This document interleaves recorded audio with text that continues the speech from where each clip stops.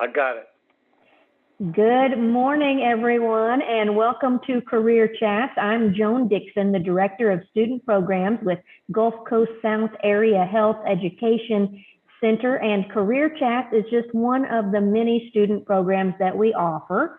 All of our student programs are meant as a way to help middle school students and high school students further explore all the options available to them within the healthcare field. There's over 300 different health careers available. So what we do in Career Chats is we bring health professionals to you to tell you all about their careers, to give you a better idea of what that career entails. And I am so pleased to have with us this morning Mr. Dennis Pierce. Dennis, go ahead and wave and say hello to the students. Hi, students. How are you?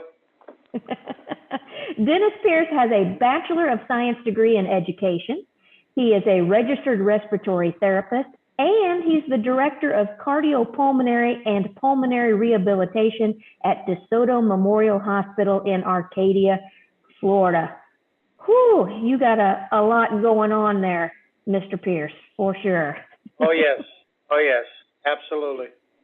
Now, first, I like to ease the students into your career because they may have never heard of a respiratory therapist before, maybe never even fully understood what that means. Is that just breathing?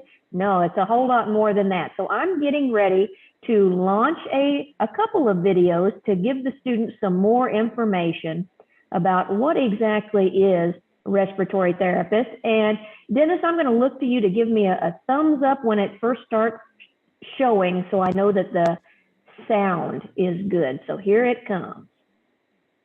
That's what we're going to talk about in this video. Are you ready? Let's go.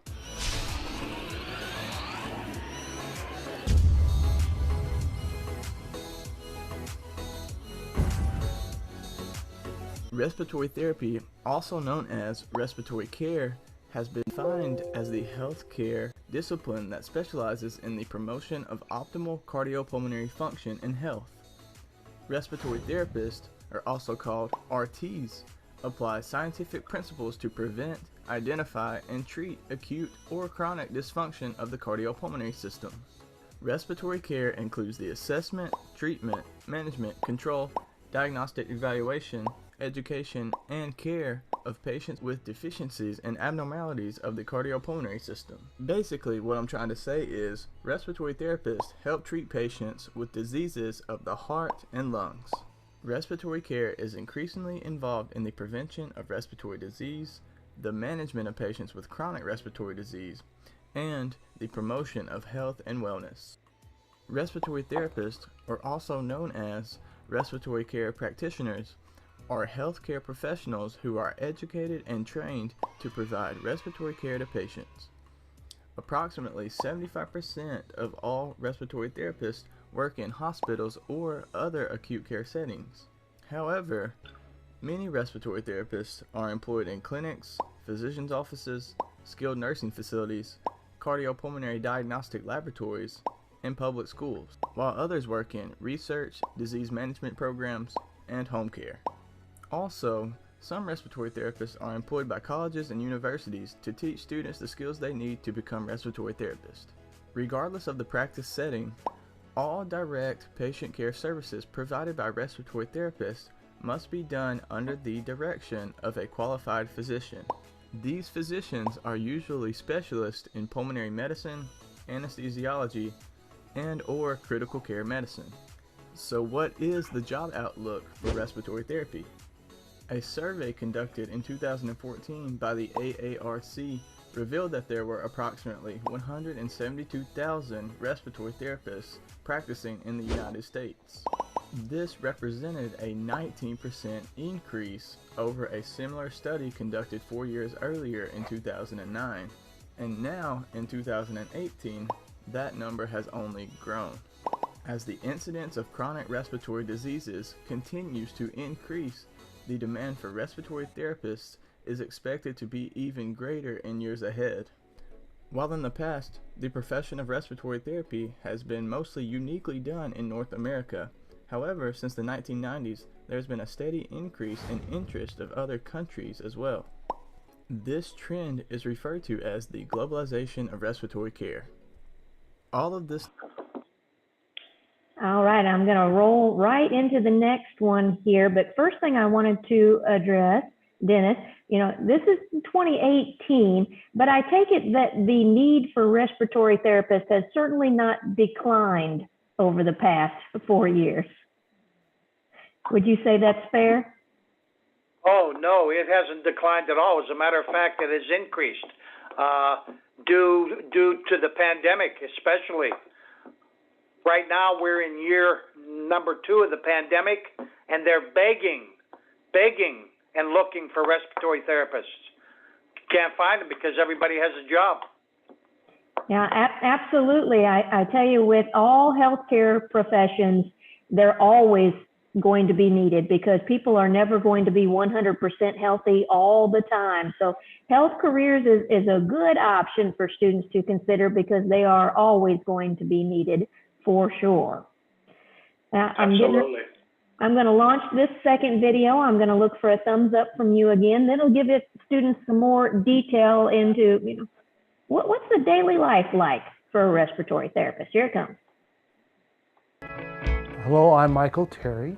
I'm a respiratory therapist. My name is Hugo Pena, respiratory care practitioner. Our primary job here is airway management. If you're not breathing, you're not living. So we're frontline kind of guys. Respiratory disease is very important in critical care because one of the systems that rapidly fails and leads to death is the respiratory system. We're involved in life support. We're involved in keeping people alive and resuscitating people. Anytime your mouth is on the mouthpiece and we're doing a breathing maneuver, nose clips. We also take care of asthmatics and patients who have breathing problems that have the therapies that we can assist them with. Respiratory care practitioners work in different settings: home care, manufacturing. They work in business sales, in clinical management. One of my favorite things about the profession is that there's a huge variety of experience. I might work with older people, older adults. I might work with neonates who were just born. You're not just some guy jotting down numbers and looking at waveforms. You're actually somebody who's involved in patient care. For you to go into an ICU setting and to be consulted from a physician and to be asked, "Hey Hugo, what's your take on this?" It really makes you feel a part of the team. The field has a tremendous amount of versatility in that we do diagnostics, we do therapeutics as well. So there's a lot of little specialty niches in respiratory care. Some of the negative aspects of this profession, it could be limiting at times. It could be frustrating when you know a patient's going a certain way. We work weekends, we work nights, we work holidays, and when you first are establishing your career, you are usually hired directly onto the night shift, and many people don't like working the night shift. I think the most important aptitude for respiratory therapists is empathy. We can teach just about anything you need to know to a relatively bright person, but you can't teach empathy. Definitely being a hands-on type of person, somebody who likes to see and play with their hands. And I think just having general patient skills, also having the ability to see where you're headed as far as the disease process goes. When you graduate from respiratory care and you get your license, you can expect to earn between $35,000 and $60,000 a year just working full time. During the heavy season, overtime is really heavy, so we can work 7 days a week if we wanted to, 18-hour shifts. Many of our staff supplement their income by as much as another $30,000 annually by working extra shifts. I work just enough for me to be able to do my travels and things like that. And in this profession, doing 3 days a week, 12-hour shifts full-time, you're essentially off 4 days a week. I think that respiratory therapy is a career that would be very rewarding for anyone who cares about people. You're one of the first ones there. You're one of the ones that you're called on in the NICU when a delivery comes out. If you're into the action like I am, then you're going to want to be somewhere where the action is. Respiratory care is the breath of life. If you're not breathing, you're not living. Plain and simple.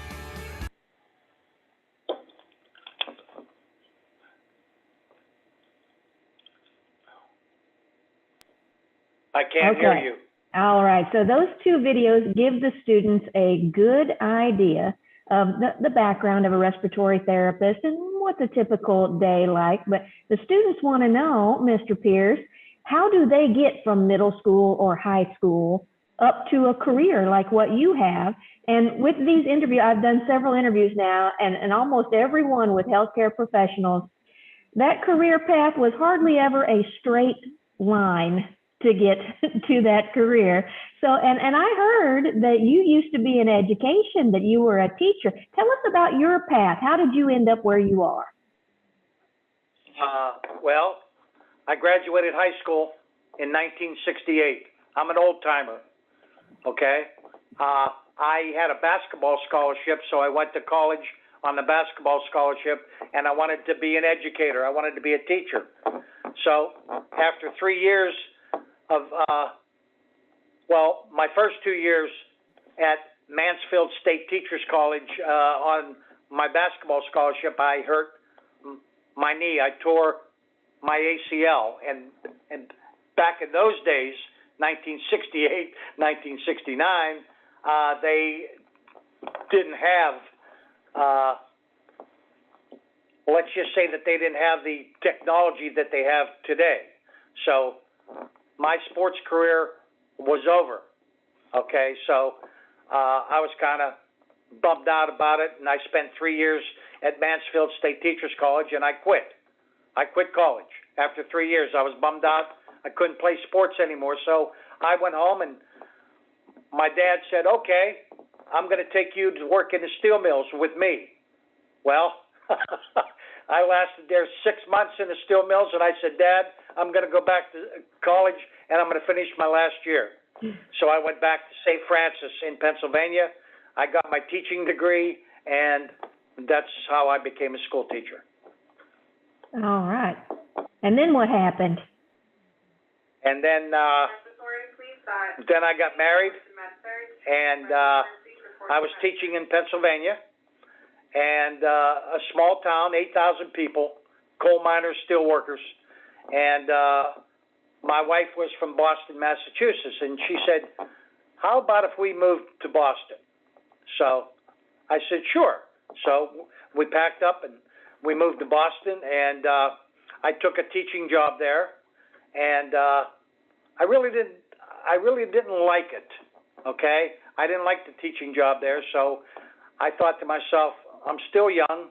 I'm going to find a new career. Well, my father-in-law was a pharmacist, and he recommended me be, in those days, an inhalation therapist. That's what they called a respiratory therapist, an inhalation therapist. So I didn't know anything about it, but I went up to Labouré Junior College, and I met the dean, and I sat across from him, and I looked over, and he had a St. Francis College ring on. He graduated from St. Francis, the same school as I did. So he and I hit it off, and I enrolled in Labouré Junior College. It was a 2-year program, associate degree, and I paid for my schooling. He got me a job at night in the OR cleaning up after operations and everything, and that money went to pay for my schooling. My schooling back then is not the amount of money that it is today, okay? A big difference.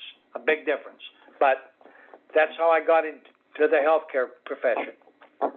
You know, every time I do one of these interviews and I hear about the past, I'm always fascinated. And I think it's wonderful for students to be able to hear that it's okay if sometimes the first path you take doesn't work out. There's always many different ways to go about finding another career. So thank you for sharing your background. And now, you know, how long have you been working in respiratory therapy now? 42 years. 42 years. No looking back? Wouldn't want to change it? No. I taught school for 5 years, and I've been a respiratory therapist for 42. I love my job. As you can see, I probably should be retired by now. I'm going to be 72 years old in March of 2022, okay? And I feel that this job keeps me alive, okay? It just, I still have energy, I still love my work, and I'm looking forward to maybe the end of 2022 to retire and hang it up. And that's another good thing for students to know is that you want to find a career that you love because you've got to work for a really long time before you can even think about retiring. So you better love what you're doing because you're going to be doing it day in and day out. Hey, you got that right. Yes, ma'am. So tell us a little bit, because I heard over the loudspeakers that you are obviously at DeSoto Memorial Hospital this morning on the job. What's the atmosphere like working in a hospital?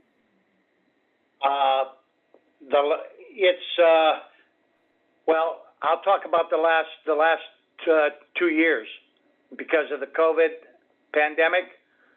It's been stressful. It's been tough. But here at the DeSoto Memorial Hospital, everybody works as a team. The respiratory therapist, the nursing, the radiologists, the anesthesiologists, everybody tries to help each other out because it can get stressful, okay? COVID is nothing to sneeze at. It's a killer.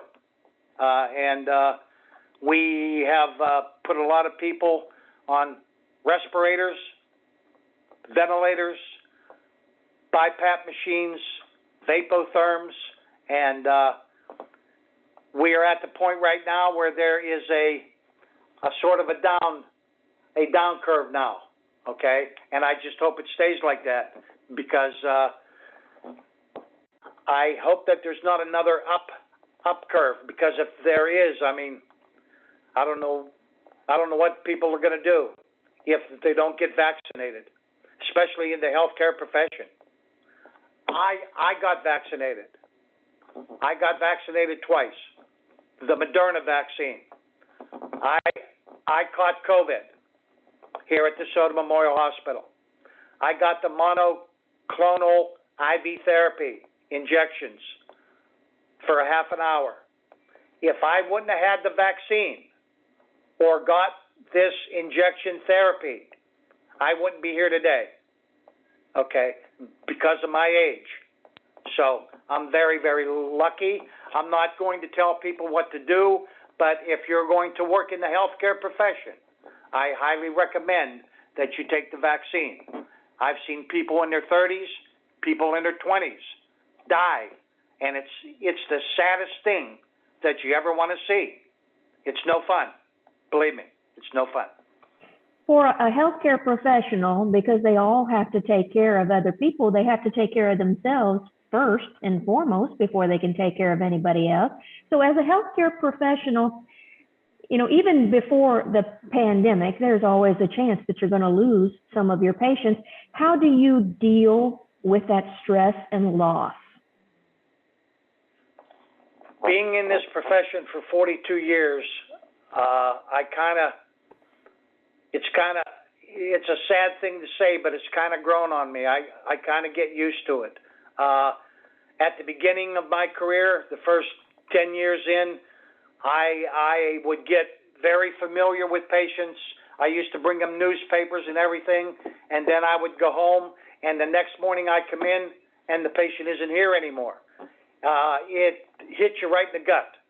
And so I try not to get attached, but it's very, very hard because I'm a people person. I like everybody, especially my patients.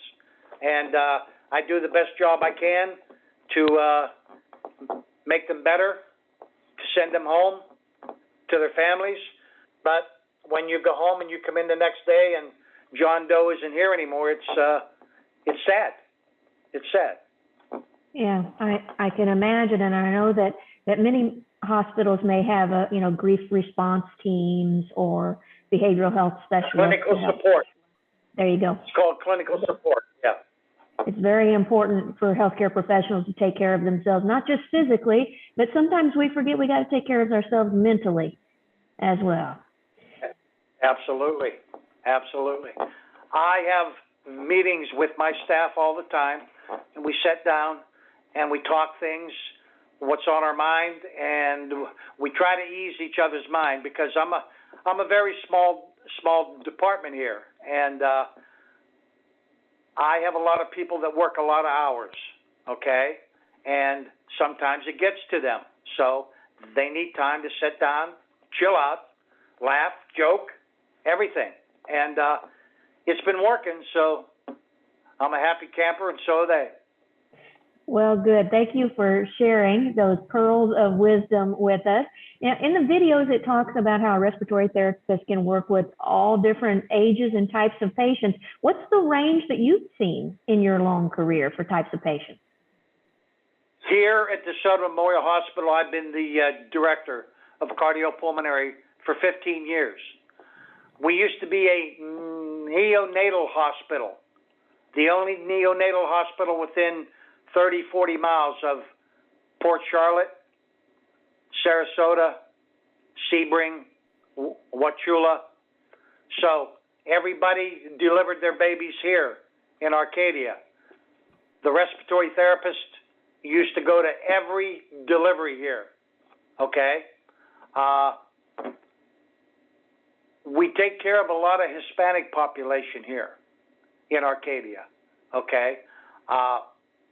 There were a lot of times where respiratory therapists had to go to deliveries, and since the mothers had no pre-neonatal care, there were times that were difficult because we didn't know what to expect from the newborn.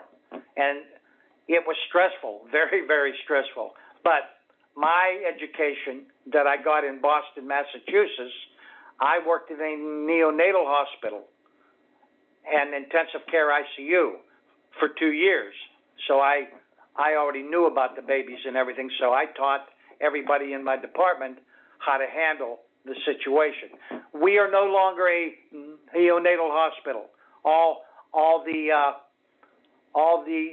pregnant mothers now go to either Sarasota or Port Charlotte. So they closed down the OB unit here.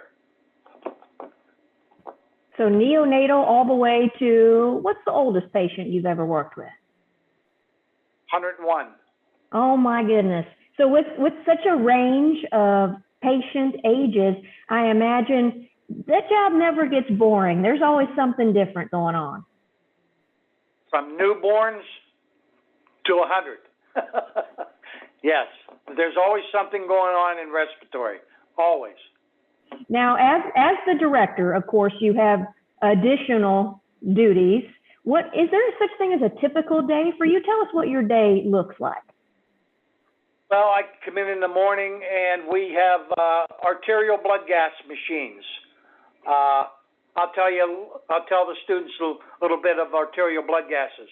Nurses start IVs on you. Nurses draw blood on you from a vein. Respiratory therapists draw arterial blood. We draw blood from arteries, okay? Arteries are deep under the skin. You cannot see them, okay? So we have to feel for them every time your heart beats. And that's where we have to inject the needle to draw the blood from the artery. There are 3 different areas. There's the brachial artery in the wrist. There's the radial artery in the wrist, the brachial artery in your brachial arm, and the femoral artery in your groin, okay? That's the last resort. So I come in the morning, I look at the blood gases that have been drawn the night before, the patients that we have in ICU, med-surg, and ER. So I take a look at that, and then I meet with the people who are here for the morning shift. We talk about what we're going to do during the daytime, and then basically I get, especially at the end of the month, I do all the end of the month statistics, make sure that I'm under budget. That's a big thing. That's a big thing for the hospital. They always like to hear that. So anyway, I take care of that, and then I go myself. This is what I've done ever since I've been here. I go to every other department, ask them how they're doing, say good morning to them, and sometimes we have discussions about patients, x-rays. I like to look at patients' x-rays that we deal with. to see how bad their pneumonias are, or their COPD, or asthma patients. And I've gotten really good at looking at chest x-rays. So that was something I learned to do. So respiratory is a very, very exciting field, and it's only going to get more exciting because people like me are going to retire, okay? We're all going to retire, and there is a need for respiratory therapy, and I'll tell you why. There'll always be hospitals. There'll always be sick people, always. You can't get away from it, okay? So if you're interested in the healthcare profession, I highly recommend that you look into respiratory therapy. If you're interested in being a nurse, that's another field that people are they are walking away and they are retiring. A lot of them are burned out right now, okay? So that's another field. And teaching is another field. So healthcare and teaching are going to be the two major. Everybody talks about computers and it's a computer age. Yeah, that's true. But myself, I wouldn't go back and do anything else. The healthcare profession has been really good to me, and I have enjoyed every minute of it.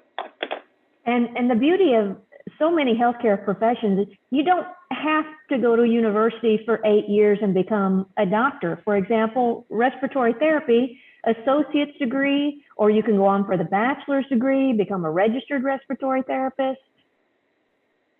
Absolutely. Yes. Many different education options. Now, DeSoto Memorial wouldn't be considered a large hospital by any stretch of the imagination, but how many respiratory therapists do you have on staff there? 11. 11, and probably need more. Yes, I do, but I get by with what I have right now, as long as everybody's healthy. That's it. Yes. And there is definitely a critical shortage of all healthcare professionals, but respiratory therapists in particular, as you mentioned, respiratory therapy and nursing, critical shortages. We need more students to go into respiratory therapy and nursing. Oh, absolutely. They used to have a school in Fort Myers. They used to have a school in Sarasota, but somebody told me that they closed I think Edison in Fort Myers, I think they still have a program there. But where I came from up north, they had respiratory schools everywhere. Yeah. But the primary school that we have in our service area is State College of Florida works in conjunction with St. Pete College. And okay. And St. Pete College is one of the premier respiratory therapy academic programs. So they work in conjunction with State College of Florida. So students can be going to State College of Florida, sign up for respiratory therapy, and take classes St. Pete campus a couple days a week and do rotations in the area like Bradenton, Sarasota, or down in Arcadia. Definitely. Yep. Now, do respiratory therapists do shift work there at the hospital? Yes, we have two shifts, 6:30 in the morning till 6:30 at night, 6:30 at night till 6:30 in the morning. They are 12-hour shifts. My shift, I work eight hours, Monday through Friday. But my staff, the people who work the day shift, work 3 12-hour shifts. They work 3 days and off 4.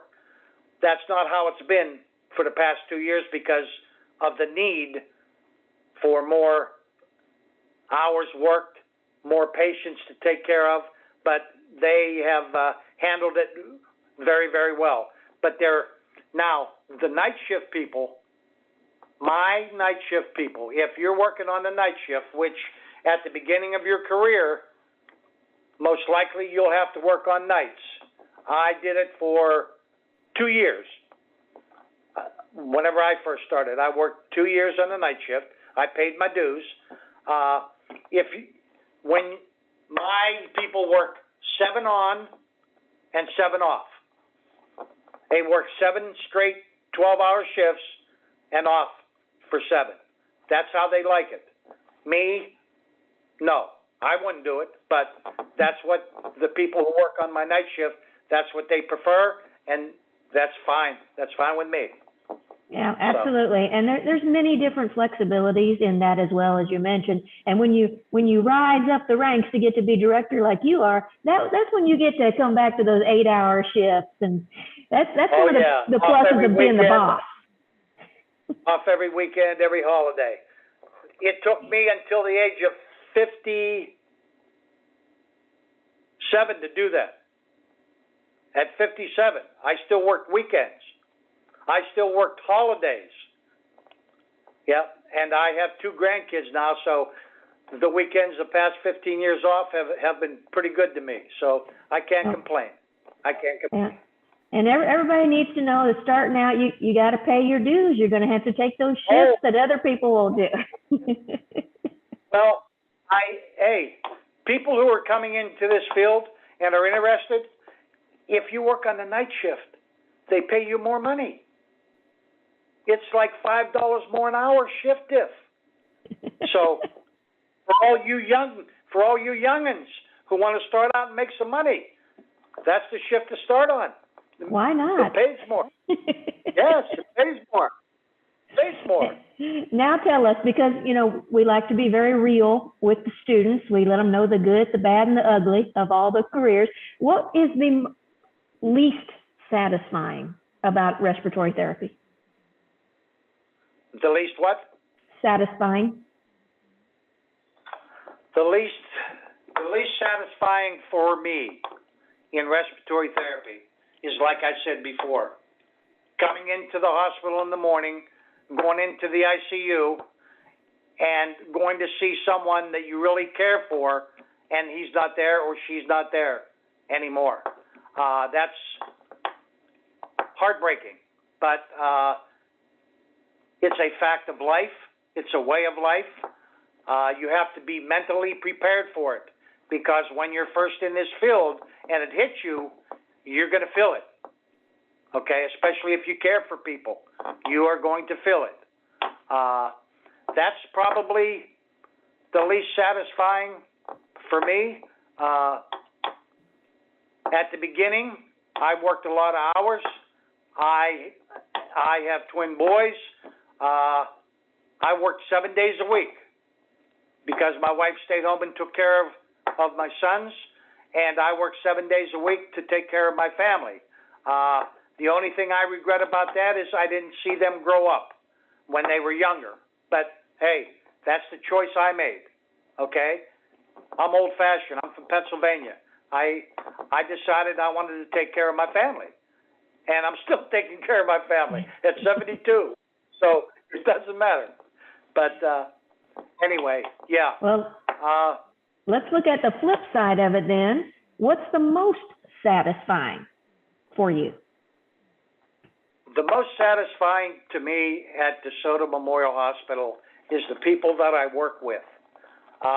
We are a very close-knit group. Respiratory, nursing, radiology, OR, anesthesia, finance, materials management. Everybody knows everybody here at the hospital, and we're like one happy family. This is a wonderful hospital to work for. Even though it's a small hospital, a rural hospital, we take care of a lot of indigent people, okay? And everybody does their job here. I like the happy atmosphere that is presented here at DeSoto Memorial Hospital. I've worked at other hospitals where you go in and there are so many issues and people are at each other, and that doesn't happen here. At least not on a large scale. And I still enjoy coming to work every day. Yes, I enjoy talking to the CEO and joking around with him and the finance director and everybody else. It's just, it makes me, I don't know, I guess I'm different. I don't know. No, it's important. I agree to get along with everybody you work with, because in many cases, like you were just saying, you're going to spend more time with them than your family. Oh, absolutely. And it makes the day go by quicker, and it makes life easier. Absolutely. Now we're getting ready to conclude our interview. So do you have any last minute words of wisdom for these students who are maybe thinking about a respiratory care path? For all you students who are going to graduate high school and you're going to move on with your lives and you're going to make a career, okay. For all of you who are looking to go into healthcare, healthcare is a wonderful, wonderful profession. One thing you should know, though, you have to be mentally prepared to go into the healthcare profession. And I'm saying that because you're going to work long hours. You're going to work 12-hour shifts no matter where you go. It used to be 8, 8, and 8. They used to have a day shift. They used to have an evening shift from 3 to 11. Then they used to have a night shift from 12 to 7. Well, after the years went by, nurses, respiratory therapists didn't like those. So they just wanted more time off and worked 3 12-hour shifts. Now, is there overtime available? Absolutely. You can work all the overtime that you want. You can make all the amount of money that you want. But my advice to you is think long and hard if you want to go into the healthcare profession, because it's a wonderful, wonderful profession. You are going to make money. You are going to work. But just remember, you're young. You're young now. So work all you can, make all the money you can, put it away, and then you can retire a lot earlier than I am. Okay? But save your money, get married, raise your children, and live happily ever after. But consider going into the healthcare profession. It's a wonderful career. I concur. There are so many different options available in healthcare, which is why we offer these programs to students to get you thinking about a career path, to get you out there, explore, research. And if you have any questions for Mr. Dennis Pierce, you can see my website behind me there, www.gsahec.org. We have a contact form. You can contact me, say, I've got a question for Mr. Pierce, and here it is, and I can get in touch with Mr. Pierce. We can get your questions answered. So students, thank you for joining us. And Mr. Pierce, thank you for the wonderful advice, and thank you, most of all, for taking your time to share your knowledge with us. We sure appreciate you. It's been my pleasure. Thank you.